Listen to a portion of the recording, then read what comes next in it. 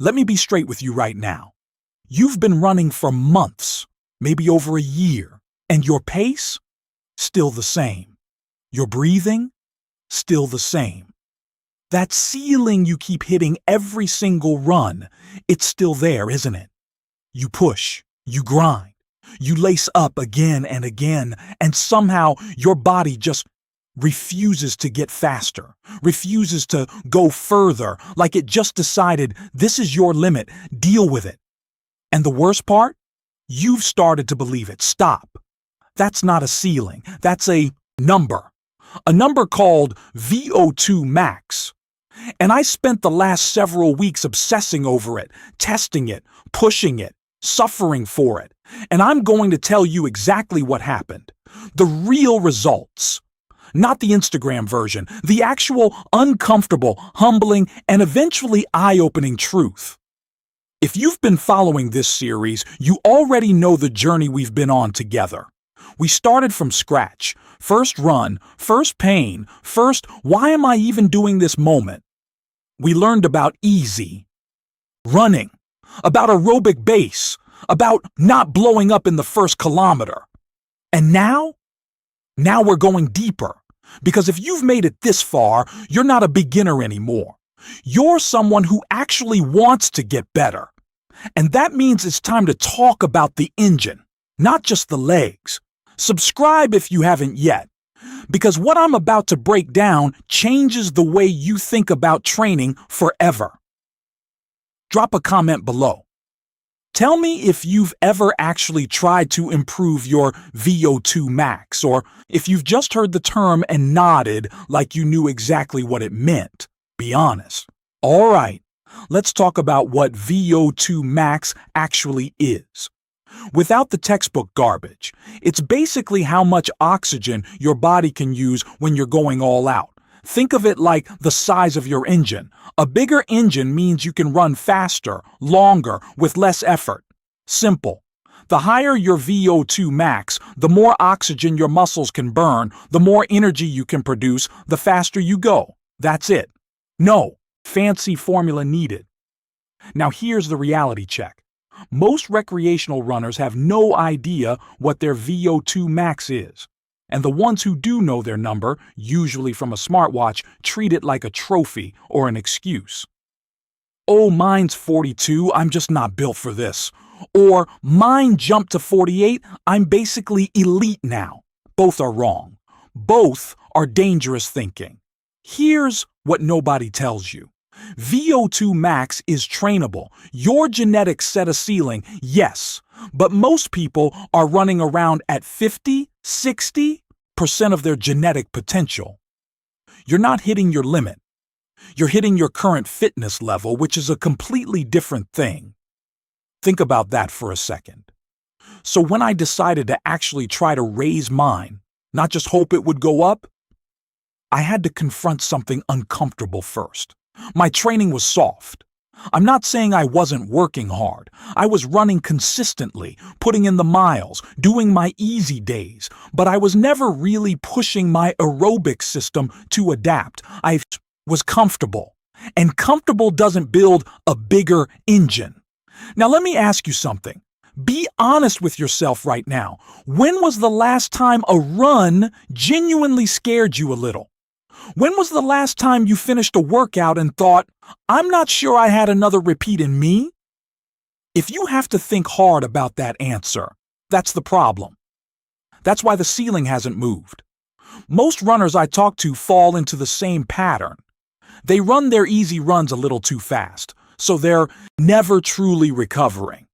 And they run their hard runs a little too easy, so they're never truly stressing the system. It's this gray zone where nothing really improves. You're working, you're sweating, you're checking the mileage box, but your body has zero reason to adapt. It already knows how to handle what you're throwing at it. The stimulus isn't there, the demand isn't there, so the body just goes, cool, we've got this handled, and moves on. No adaptation, no improvement, same VO2 max, same pace, same ceiling. And here's the part that stings a little. That's not bad luck. That's not genetics. That's a training choice, even if it wasn't a conscious one. But wait. I know what's coming. I know the excuses because I used them too. Let's go through them. I don't have time for hard workouts. Okay? Be honest with yourself. You have time to scroll your phone for 30 minutes a night. You have time to watch one more episode of something you've already half forgotten. You have time. What you don't have is the willingness to feel uncomfortable for 20 minutes twice a week. Those are different things. Don't confuse them. I'll get injured if I push too hard. This one sounds responsible. It sounds smart. It's mostly fear wearing a sensible disguise. Yes, ramping up intensity too fast without proper base fitness is risky. I'll give you that. But if you've been running consistently for months, your body is ready for more stress than you're giving it. The injury risk isn't in pushing. It's in pushing stupidly. There's a difference. We'll get to that. My watch says my VO2 max is fine. The watch. Listen, I love data. I use it every run, but your watch is estimating your VO2 max based on heart rate and pace. It doesn't know if you ran that easy run in 90-degree heat. It doesn't know if you were exhausted that day or slightly sick. It's a ballpark. It's a trend indicator. It is not a lab result. Stop treating it like one. I'm just a recreational runner. I don't need to train like an elite. Nobody said elite, but there's a massive gap between elite and completely stagnant. You're not trying to qualify for the Olympics. You're trying to feel strong at mile 4 instead of dying. You're trying to finish a 10K and not spend the next hour on the couch unable to form sentences. That's not elite training. That's just actually improving. You're allowed to want that. Now let me tell you what I actually did and what actually happened. I ran 3 types of workouts specifically designed to push VO2 max. Not every day, not even every week initially. Just structured, intentional, and progressively harder over 6 weeks. The first one, short intervals at a pace that's genuinely hard. Not, I'm breathing a little heavy, hard. Hard like you're working at 90 to 95% of your max effort. We're talking about intervals of 3 to 5 minutes with equal rest in between. The goal isn't speed. The goal is sustained high oxygen demand. Your body has to pull more and more oxygen to keep up. And over time, it gets better at it. But here's what nobody really tells you about these intervals. The first 2 weeks feel like punishment. You're slow. You feel broken. You wonder if this is even working. That's normal. That's adaptation lag. Your cardiovascular system is starting to rebuild at a higher level, but it takes a few weeks before you can actually feel it in your running. Plant iso na sua mente. The suffering happens first. The improvement shows up later. Most people quit in the gap between those two things. The second workout, tempo runs, sustained effort at a pace that's hard but holdable. What runners call comfortably hard, not sprinting, not jogging. That zone where you can technically speak a sentence, but you really don't want to. 20 to 30 minutes at this effort. This teaches your body to clear lactate faster, which directly feeds into VO2 max development. I hated tempo runs. I still kind of hate them, but my numbers, they moved. The third piece, pure, easy volume. And I mean genuinely easy, slow. Embarrassingly slow some days, because VO2 max training is intense, and if you're not recovering properly between those hard sessions, you're just accumulating fatigue without actually adapting. Easy running is where the rebuilding happens.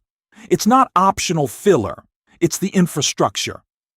After 6 weeks, my VO2 max estimate on my watch went up by 3 points. 3 points.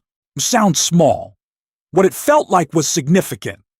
My easy pace at the same heart rate got faster. My hard efforts felt more controlled.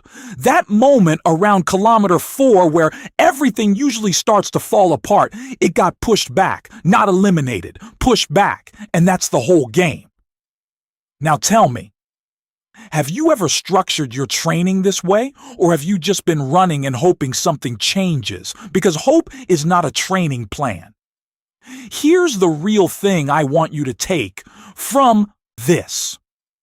VO2 max isn't the most important number in your running life.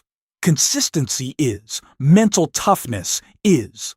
Showing up when you don't want to is. But VO2 max is the engine. And if you've never deliberately tried to build it, you've been driving around in first gear wondering why everyone else is passing you. The good news? The engine is buildable at any age, at any starting fitness level, not infinitely. We all have a ceiling. But you are almost certainly nowhere near yours yet. That's not motivational fluff. That's physiology. So here's where I'm going to leave you today. 2 hard sessions a week. Keep your easy runs easy. Give it 6 weeks of honest effort. Not perfect effort, honest effort. See what happens. Not to the number on your watch, to how you feel on the run, to the moment you realize the hill that used to break you is just a hill now. That's the shift.